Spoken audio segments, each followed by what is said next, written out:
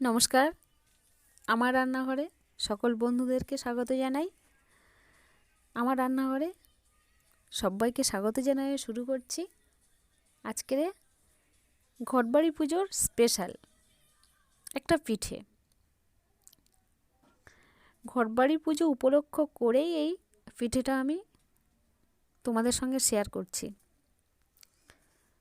একদম নতুনত্ব পিঠে, জানি না নতুনত্ব কিনা, আমার নিজের মতন করে আজকের পিঠেটা তোমাদের সঙ্গে শেয়ার করছি, তৈরিও করছি। আমিও নতুন আজকের প্রথম করেছি। সেটা হচ্ছে কমলা লেবু দিয়ে ভাপা। তার জন্যে নিয়েছি সুজি, একটা নারকেল, একটা কমলা লেবু, একটা দুধ আর চিনি। দুধটা গরুর দুধ হলেও চলতো, আমি পাউডার দুধ নিয়েছি। আর একটা কমলা লেবু নিয়েছি। শীতের মরশুম মানে পিঠেপুলির মরশুম। তো আমি নারকেলটা ভেঙে শিলনোড়াতে বেটে নিয়েছি। খুব একটা জল দিইনি, একটু কাদা কাদা টাইপের মতন আছে, সেইভাবে আমি বেটে নিয়েছি। আর কমলা লেবুটা ভালো করে চটকে নিয়েছি রসটা।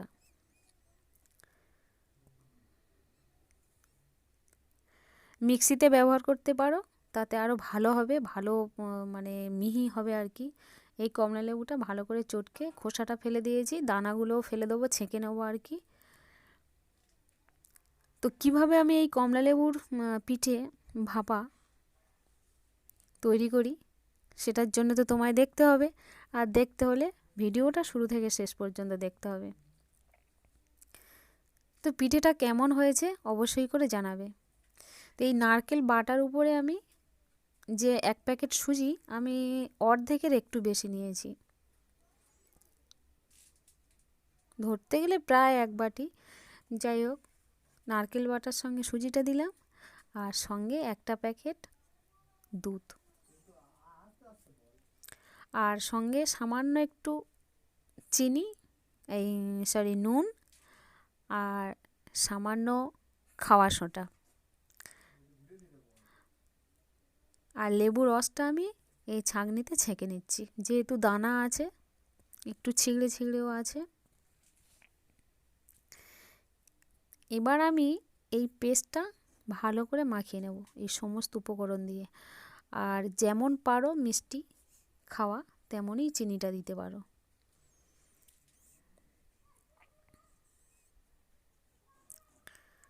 আমি প্রায় 6 চামচের মতো চিনি দিয়েছি।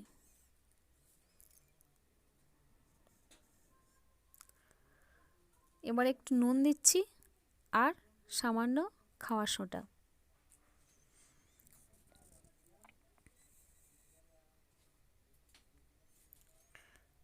দিয়ে এই সমস্ত উপকরণ ভালো করে মিশিয়ে একটা পেস্ট তৈরি করে নেব। ঠিক এইভাবে একটা, খুব পাতলা না, খুব টাইটও নয়।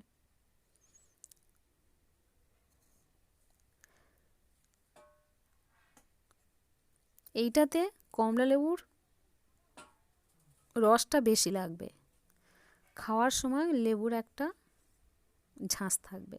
এবার খানিকক্ষণ আমি চাপা দিয়ে রাখবো। আর 2টো বাটি নিয়েছি, গরম জল ডেকচিতে বসিয়ে দেবো। তার জন্য 2টো বাটিতে আমি একটু তেল মাখিয়ে নেব।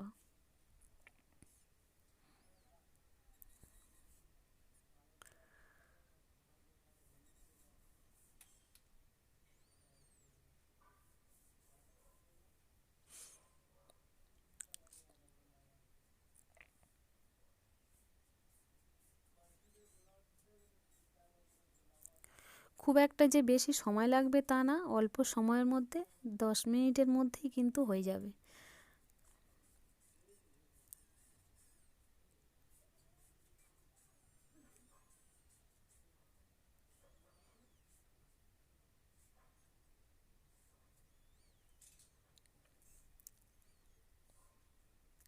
এইভাবে আমি নিয়েছি, নিয়ে আর এই গরম জলে বসিয়ে দেব, দিয়ে ওপর থেকে একটা ঢাকনা দিয়ে দেব।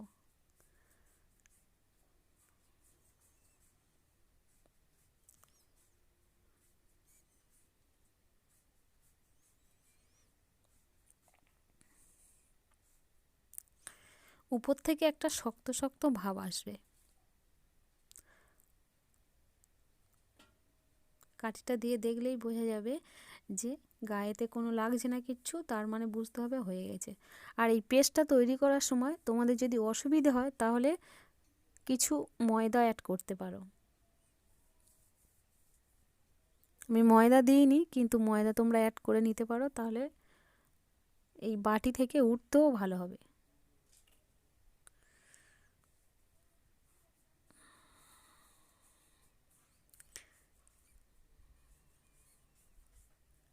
কাঠি দিয়েছি, কাঠি দিয়ে দেখলাম কাঠির গায়ে লাগেনি, তাহলে মনে হয়েছে হয়ে গেছে।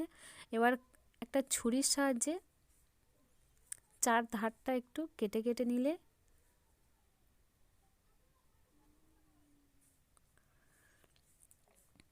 ছুরি হোক, চামচের আগা হোক, খুন্তির আগা হলেও কোনো অসুবিধে নেই, কাটার দরকার। চার ধারটা একটু হালকা করে কেটে কেটে দিলে বাটির থেকে পড়ে যাবে।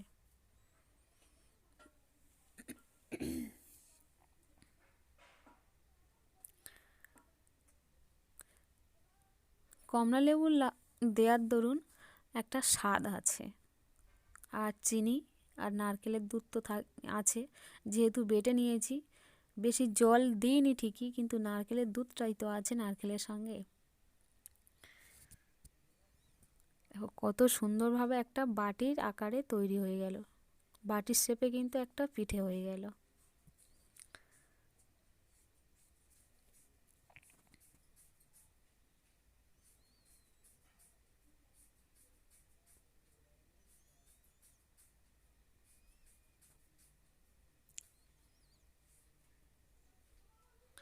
দুটো বাটি নামিয়েছি, দুটো বাটির কিন্তু দুটো শেপই হয়েছে।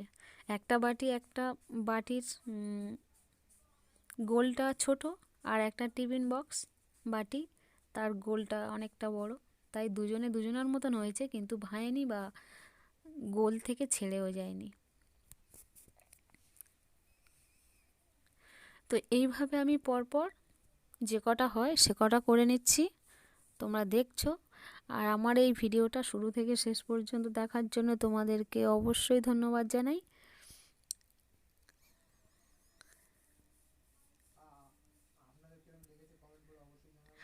আর এই ভিডিওটা, এই পিঠে, এই ঘরবাড়ি পুজোর স্পেশাল কমলালেবুর ভাপা পিঠে কেমন হয়েছে অবশ্যই করে আমার কমেন্টের মাধ্যমে জানালে খুব ভালো হয়। আমি জানি তোমরা সবাই দেখছো, কিন্তু বলছো না কেমন লাগে, কোথায় ভুল হয়েছে বা কোনটা টেস্ট হবে, কেউ কিছু জানাচ্ছ না, তাহলে তোমাদের সঙ্গে কথা বলবো বা কী করে।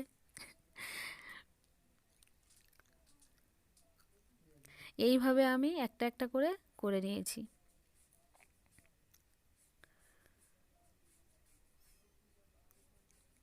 আমার আইডিয়াতে করেছি, যদি ভালো লাগে অবশ্যই জানাবে।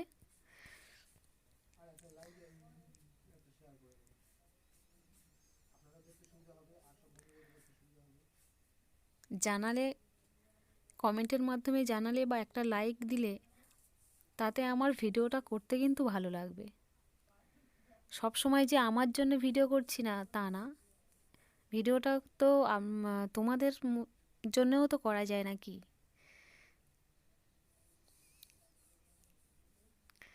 যাই হোক, কেমন হলো অবশ্যই করে আমি যেন জানতে পারি।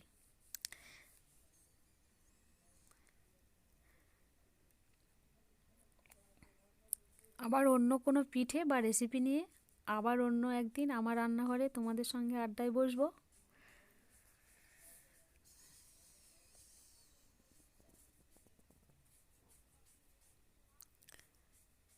কি সুন্দরভাবে একটা শেপ উঠেছে, একদম ভাঙেনি, সুন্দর একটা স্বাদের সুস্বাদু একটা পিঠে ভাপা হয়ে গেল।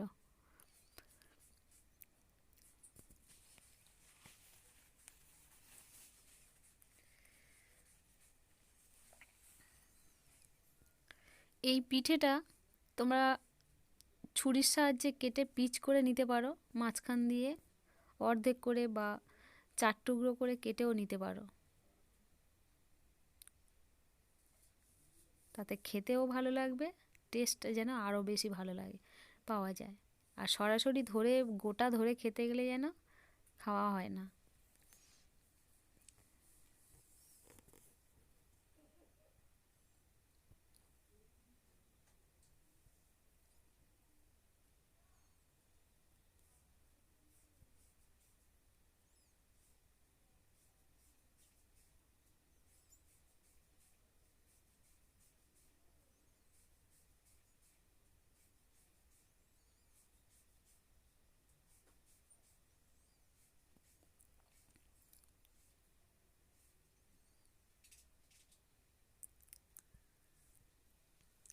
প্রথম বাটির মতন প্রত্যেকটা বাটিতে ওরকম নামিয়ে ছুরি দিয়ে 4 ধারটা কেটে নিয়েছি।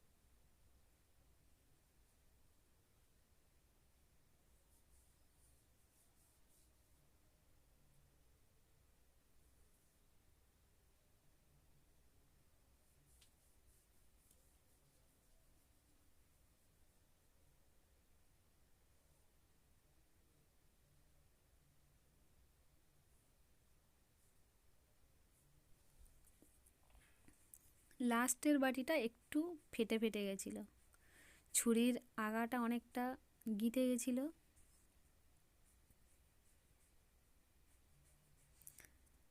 একটা পিঠে আমি ছুরি দিয়ে পিচ করে কাটছি।